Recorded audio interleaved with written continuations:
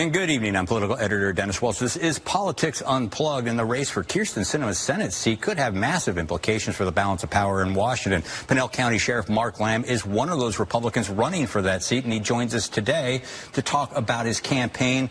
And I want to thank you very much for joining here. So let's just start off. This is the first time we've had you on the show since you've announced. How's the campaign from your perspective going so far? The campaign's going great everywhere we go. We're getting a ton of support.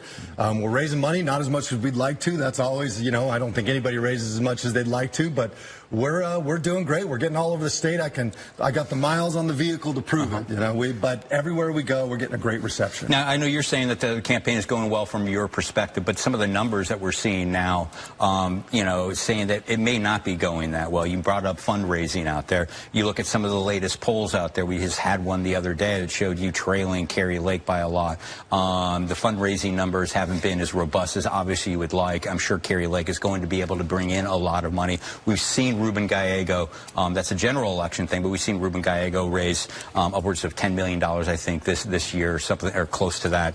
How are you able to turn this around, this public perception around, that you're just trailing in this race? How can you turn it around? Look, I've been successful in 2 elections, and while money matters, it's not everything. If money mattered, we'd have a different governor and a different senator. Money doesn't always make those races. What matters is getting out to the people and earning their vote. And that's what we've really been trying to do in this campaign, and we've been very successful. I look forward to getting out in front of everybody. More Democrats, more independents, and obviously as many Republicans as we can. And we have a very clear path to how we can get victory. And we feel very comfortable about where we're at in that process. Now, obviously, Pinell County Sheriff, you've been a border hawk for a long time, obviously a central part of your campaign. But as one of 100, if you were to be elected and becomes the next senator from Arizona, how are you going to be able to affect any kind of change, do anything different from the Senate regarding the border than what's been tried in the past? Look, Arizona needs a proven conservative fighter. That much I know. And as a sheriff, I'm one of almost 3,100 sheriffs. Yet we've still managed to make an impact, not just in the state, but nationally. As one of 100 senators, we can still make an impact. Look, I always ask people, how many people stood in front of the tanks in Tiananmen Square? One man stood in front of the tanks in Tiananmen Square, and he changed a dynasty. I think there's a lot of like-minded Americans that are fed up with the way this country's going, with Joe Biden, those policies. Everybody's hurting right now. And when you talk about border, crime, economy, national security, these are all the kitchen table items. They want somebody that knows what to do with those issues. But let's push back a little bit on the economy. I look at the economic numbers. The economic numbers look really good. We're still creating jobs. Unemployment is very low. Dow Jones is high. How come you keep saying the economy and people aren't happy? I would disagree with that. I think that you're recovering jobs that were lost through COVID. I think that's they're doing a touchdown dance on those jobs, but those are jobs that were just coming back from COVID. Here's some real numbers for you. Credit card debt has increased for Americans from $765 billion to $1.1 trillion just in the last year. That's a 40% increase in credit card debt. Car loans are at their highest point of delinquency. Mortgage rates are at a 20-year high. The numbers go on and on. This is unsustainable. The credit card interest rates are at about 20% right now. Not to mention, every product we consume right now since January 21st, January of 2021, whether it's gas, groceries, anything we buy has gone up by 25%. But inflation is coming down. But the wages have dropped. But the inflation has been coming down. Which, inflation, they're going to struggle with that. They're going to try to bring inflation down because they want to get reelected into office. But the numbers say otherwise. The numbers say Americans are going into debt. And frankly, nothing matters more than when you go out and speak to the people in the public, especially in a state like Arizona where there are so many people that are on fixed incomes. And we are now saying you're going to pay 25% more for everything you're purchasing, which has happened in the last 2.5 years.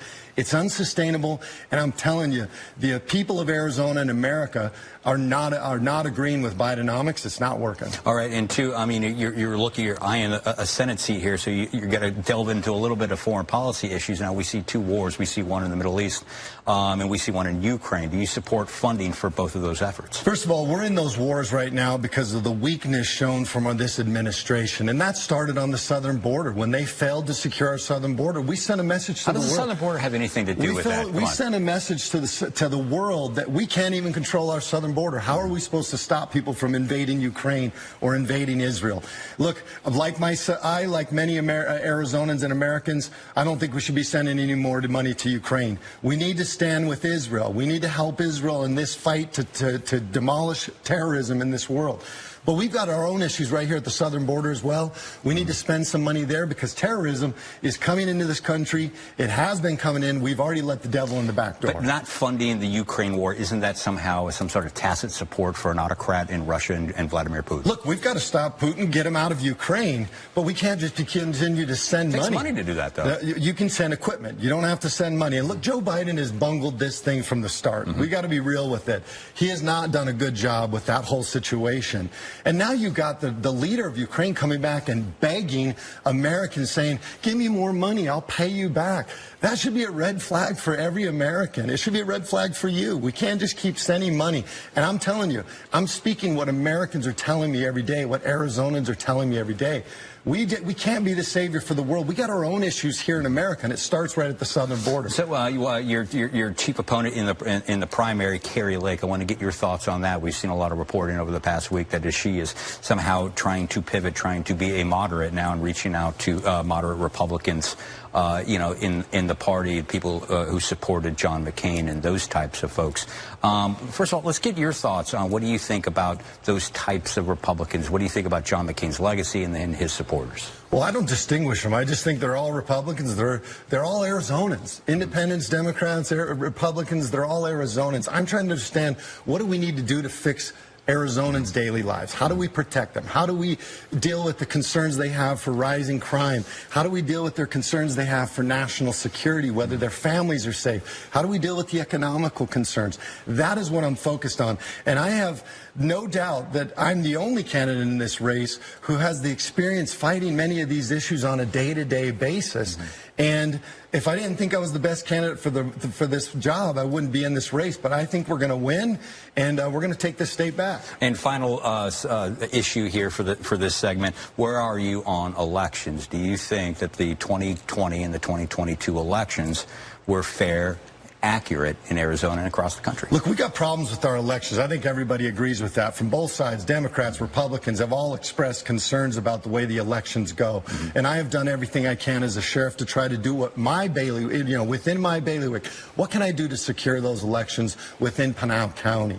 And what I know is that as a senator of the United States of America, it's my job to make sure the federal government stays out of the state elections. And that is what I will do, is make sure that the federal government's not interjecting on state elections. The Constitution was very clear. It set forth that this is a state issue, and I would support any changes that I think make our elections more fair, to where people could trust them on both sides of the party, because everybody's getting a little disenchanted with just where we're at as a country. I would love to restore that trust. So restoring that trust, though, is acknowledging realities of things. Did Katie Hobbs, is she the legitimate winner of the governor's race in Arizona in 2022? Well, I don't think you asked me getting me to acknowledge that or this or that. I think it's important. I think it's important for people to see where you stand on this. When I go out, nobody's asking me that. What they're asking me is, can we trust these elections moving forward? And my job is to make sure that I'm doing everything possible to give them trust. And where I can do that is in Pinal County right now.